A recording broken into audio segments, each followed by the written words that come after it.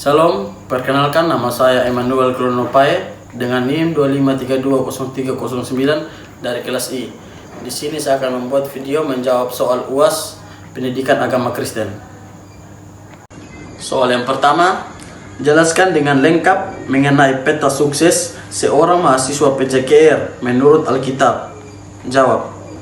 Peta sukses mahasiswa pendidikan jasmani, kesehatan dan rekreasi atau PJKR menurut Alkitab bukan sekedar mengejar IP tinggi atau menjadi atlet berprestasi, melainkan perpaduan antara keunggulan kompetensi jasmani dan karakter rohani. Alkitab menekankan bahwa tubuh adalah bait Roh Kudus. 1 Korintus bab 6 ayat 19 sampai 20. Sehingga pendidikan jasmani adalah bagian dari pelayanan untuk memuliakan Tuhan. Yaitu ada 5 poin. Poin yang pertama, dasar teologis. Tubuh sebagai bait Allah. Poin yang kedua, peta jalan karakter dan disiplin. Poin yang ketiga, peta jalan kompetensi. Poin yang keempat, peta jalan melainkan dan dampak. Poin yang kelima, definisi sukses. Soal yang nomor 2, jelaskan konsep Imago Dei dan dalam hubungannya dengan perilaku Anda sebagai mahasiswa dan calon guru atau pelatih dan lain-lain. Jawab. Konsep Imago Dei atau gambar dan rupa Allah adalah doktrin fundamental teologi Kristen yang menyatakan bahwa manusia diciptakan untuk mencerminkan karakter martabat dan potensi ilahi Allah sendiri. Poin pertama, konsep dasar Imago Dei.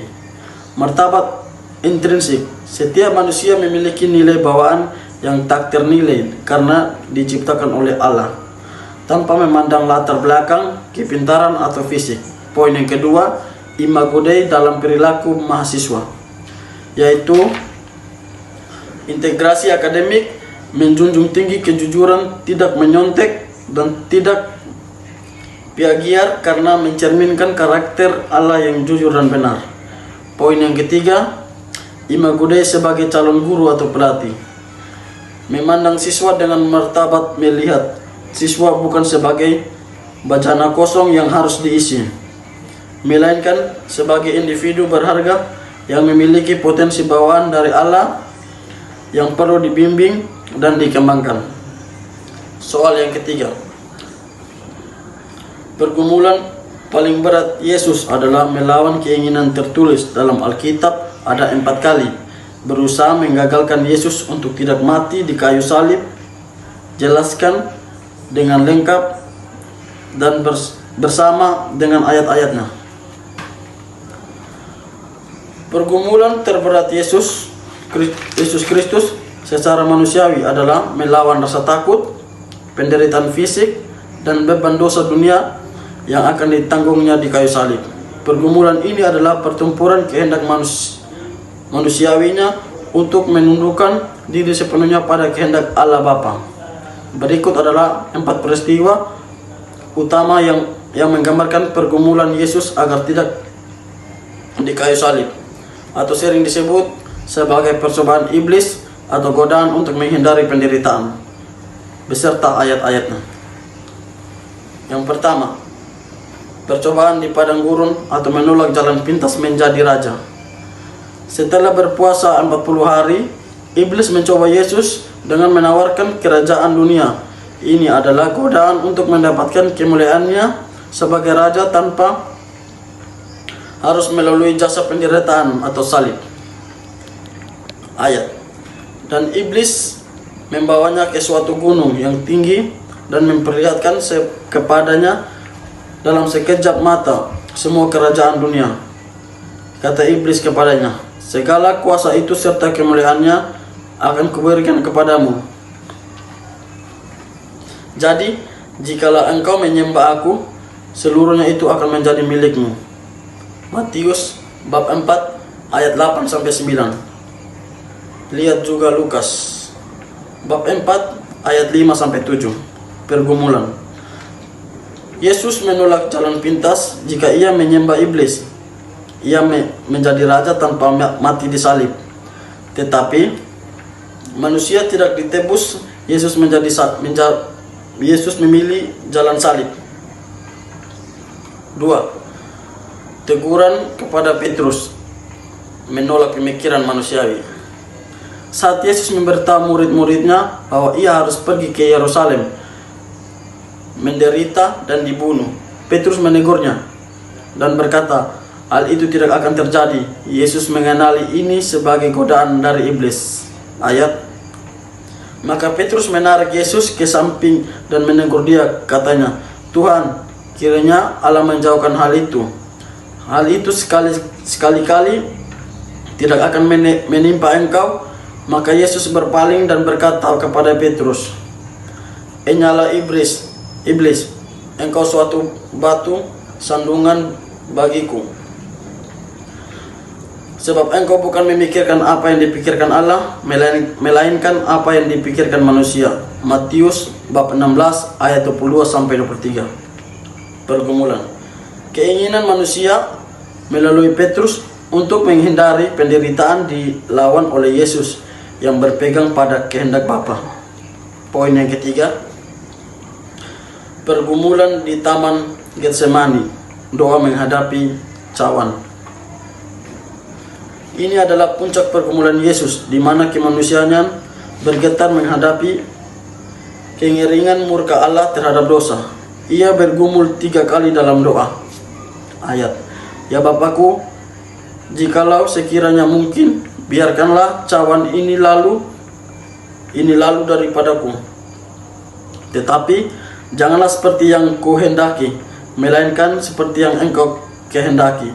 Matius bab 26 ayat 39. Pergumulan. Rasa takut dan ngiri yang luar biasa digambarkan dengan keringatnya menjadi seperti titik-titik darah. Lukas bab 22 ayat 44. Ia melawan keinginan dagingnya untuk mundur dan akhirnya berserah sepenuhnya pada misi penembusan. Poin yang keempat, tantangan di atas kayu salib, godaan untuk menyelamatkan diri. Saat Yesus sudah tergantung di salib, orang-orang, pimpinan agama, bahkan pejabat di sebelahnya menantangnya untuk turun jika ia benar-benar anak Allah. Ini adalah godaan terakhir. Ayat.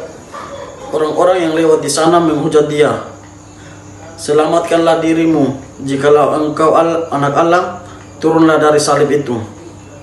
Ia menyelamatkan orang lain, tetapi dirinya sendiri tidak dapat diselamatkan. Matius bab 27 ayat 39 sampai 42. Pergumulan. Yesus bisa saja memanggil malaikat. Matius bab 26 ayat 53, atau menggunakan kuasanya untuk turun, tetapi jikalau menyelamatkan dirinya sendiri, ia tidak bisa menyelamatkan umat manusia. Yesus melawan godaan untuk melepaskan diri dari menuntaskan kasih-Nya. Kesimpulannya, pergumulan ini membuktikan kemanusiaan sejati Yesus.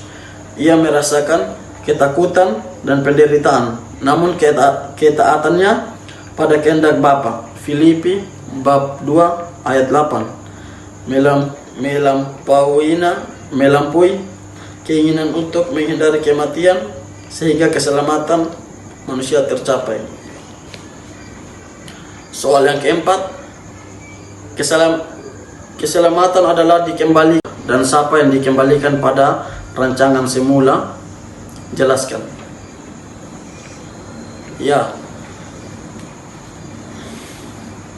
Keselamatan dalam teologi Kristen sering dipahami sebagai usaha atau karya Allah untuk mengembalikan manusia kepada rancangan semula. Setelah kejatuhan manusia ke dalam dosa, manusia kehilangan kemuliaan dan tujuan aslinya, sehingga keselamatan bukanlah sekadar tiket ke surga, melainkan proses pemulihan atau restorasi total kepada kondisi yang Allah inginkan sejak awal penciptaan. Berikut adalah penjelasan mengenai apa yang dikembalikan pada rancangan semula. 1. moral dan karakter ilahi. Manusia diciptakan menurut gambar dan rupa Allah, moral Allah. Namun dosa telah merusaknya. Keselamatan mengembalikan manusia untuk hidup dalam moral ilahi dan karakter seperti Kristus. Ini adalah proses menjadi manusia yang sejati, yang di dalamnya Roh Kudus menuntun hidup manusia, bukan lagi daging. Yang kedua, hubungan yang intim dengan Allah.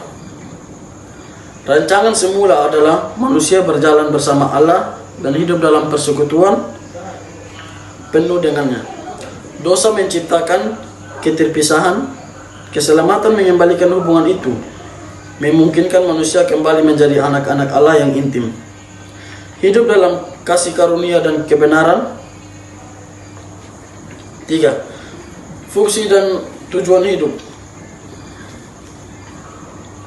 Manusia dirancang untuk menjadi pengelola bumi dan mencerminkan kemuliaan Allah. Akibat dosa, manusia hidup menyimpang. Keselamatan memuliakan manusia untuk hidup sesuai tujuan mulia tersebut, menjadi bejana yang diisi oleh Tuhan dan berfungsi sebagai kehendaknya.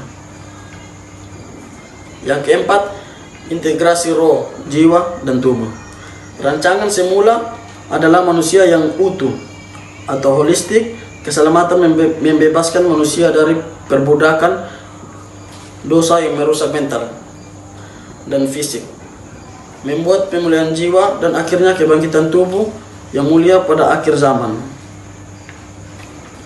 Soal yang kelima,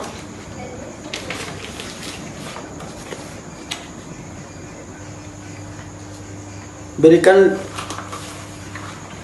5 hal positif yang Anda dapatkan selama mengikuti mata kuliah PAK untuk dapat diterapkan di dalam kehidupan sehari-hari, dan 2 hal masukan kepada dosen mengenai proses perkuliahan PAK.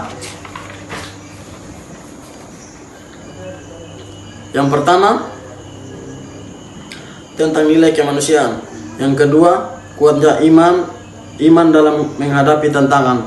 Yang ketiga, integritas dalam berperilaku. Yang keempat, kesadaran akan tanggung jawab. Dan yang kelima, kebahagiaan dalam berbagai.